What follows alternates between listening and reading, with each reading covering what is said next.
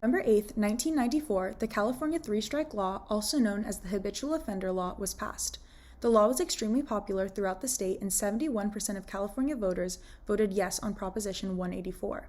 What caused the proposition to be written, and why was it extremely supported throughout California? It can be argued that the law was passed due to political environment of the 1990s. Before the bill was passed, California had been experiencing a series of spikes in criminal activity throughout the 80s and 90s. California had also been experiencing a rise in immigration from Hispanic and Latino countries, which began to create a perceived fear of white Californians becoming the minority majority. These factors and fears were escalated and advertised by Pete Wilson, who became the 36th Senator of California in 1991. Pete Wilson, in the way that he chose to deal with the rising crime rates, immigration, and fear driven by racial bias, made the passing of the Three-Strike Law possible. In order to understand the factors that led to the passing of the law, it is important to understand what the law does and who it targets. Public Defender Christopher Morales outlines the basis of the habitual offender statute. You can spend several years in state prison, and then there are strike felonies, which are the most serious type of felonies. And many strike felonies are violent or serious felonies, such as robbery, murder, attempted robbery, rape, even burglary. Going into somebody's house and stealing stuff is a strike in California. So if you accumulate 3 strikes in California, you are eligible for the 3 strikes law, which means that you will get 25 to life if convicted. Three-strike law, as well as the American prison system as a whole, disproportionately affected people within marginalized communities, people of color, and people living below the poverty line. Pete Wilson was able to use the fear that came out of the crime boom of the 80s, an influx of legal and illegal immigrants, and 2 sensationalized murders committed by return offenders to draw support for the habitual offender law. California was experiencing property, drug, and violent crime at staggering rates throughout the 1980s. Some key events that took place throughout this decade were later used by Pete Wilson on his tough-on-crime political campaign to become the 36th Senator of California. One of the key problems of the 80s and 90s was the racialized crack cocaine epidemic that often resulted in rises in crime, both violent and nonviolent. Crack cocaine was an almost unknown drug until 1985, and therefore little studies have been done on it during Pete Wilson's campaign. Cities over the population of 350,000 were likely to have twice the average number of crack-related crimes, and the cities of Los Angeles, San Francisco, and Sacramento were greatly impacted by the introduction and popularization of crack use. Had another territorial dispute. 1 person died, 12 were wounded. It's what happens in the business of cocaine. They sell the rock cocaine or crack on the streets or from heavily fortified rock houses, often employing 11 and 12-year-olds known as peewees. These apprentices are used as lookouts, sometimes even as salesmen. Young boys can make more than $400 a day selling drugs. Crack cocaine was almost exclusively advertised as a low-income or inner-city drug, meaning that people within marginalized communities and people of color were often demonized and blamed for the crack epidemic. This was sensationalized by multiple conservative politicians, including Pete Wilson. In Wilson's campaign throughout 1989 and 1990, he consistently hit on the talking point that drug-related crimes should be punished, and the eradication of drug use was a necessary step in his tough-on-crime policy plan. During the time of his campaign, the Los Angeles PD seized 3,000 pounds of cocaine in the biggest drug bust that California had ever seen. And in 1989, as a whole, federal and local narcotic agents seized more than $100 million in cash and arrested more than 90,000 people on drug charges in Los Angeles, setting a new record across the entirety of the United States. These statistics allowed Pete Wilson to emphasize the importance of drug control while simultaneously proposing that these crimes were being committed by low-income people and people of color. California in the 1980s was also plagued by multiple serial killers and consistent violent crime. The murder and crime spree of Richard Ramirez greatly affected the way that Californians responded to the increase in violent criminal behavior throughout the 80s and 90s.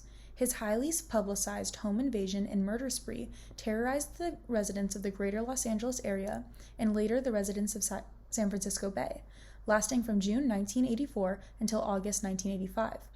He was tried in 1989 and convicted of 13 counts of murder, 5 attempted murders, 11 sexual assaults, and 14 burglaries. He was sentenced to 9 consecutive life sentences. Ramirez's crimes greatly impacted the creation of the three-strike law for two main reasons. The first being that it was highly televised and sensationalized throughout the media, and the second reason was that he was born to Mexican immigrant parents. In both his crime spree and trial, scared California residents, and specifically the people of Los Angeles, started to call for a solution to the war on crime that had been raging for the past decade. In his campaign, Pete Wilson utilized this fear, and his campaign commercials focused on the crime reduction policies as well as restriction of immigration into California. Wilson cited Ramirez's parents' citizenship status when discussing his case. He also implemented multiple TV ads and campaign speeches that directly targeted crimes committed by illegal immigrants. The Ramirez trial acted as a symbol of both violent crime and immigration, which are two of the key factors that led to the passing of the three-strike law. Immigrants in California. The federal government won't stop them at the border, yet requires us to pay billions to take care of them. Governor Pete Wilson sent the National Guard to help the Border Patrol, but that's not all. For Californians who work hard, pay taxes, and obey the laws, I'm suing to force the federal government to control the border. And I'm working to deny state services to illegal immigrants. Enough is enough. Pete Wilson's campaign videos centering on immigration and racial profiling of drug-related violent crime drove American voters to support the passing of a new sentencing law that would target people known to have committed previous crimes and therefore were perceived as more dangerous to society. Wilson worked to criminalize the poor, the black, and the immigrant throughout the entirety of his campaign and time as governor. During his second year as governor, he passed Proposition 187 that directly targeted immigrants living in California. The proposition excluded all illegal immigrants and their children from receiving social benefits such as health care and education. This proposition caused upheaval from immigrant and Hispanic communities throughout California. It reflected how a lot of people in California felt about certain aspects and certain things, and it just shows that there is still racism, even though throughout, the more things change, the more things stay the same. They're still scapegoating, they're still blaming a group of people. Pete Wilson screwed up and he needed someone to blame it on. The passing of Proposition 187 reinforced the targeting of racialized crime throughout the state. Wilson's continual aim to capture and punish people led him to proposing a series of laws that would restructure sentencing in California.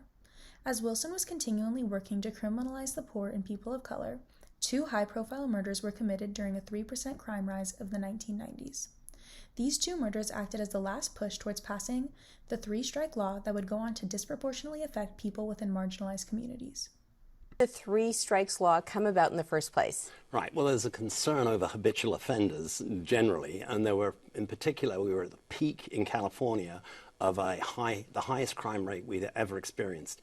And what happened was there were two particular cases, Kimber Reynolds and the case of Polly Klaas, both resulting in homicides of children, in one case Polly Klaas and a teen in the other.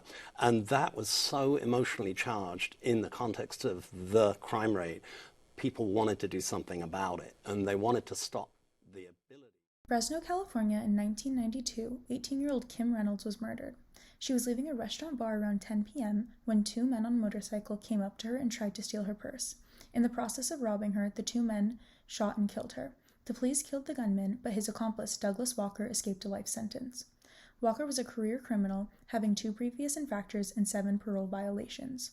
In October 1993, Polly Hannah Klaus was murdered, just 1 year after the murder of Kim Reynolds.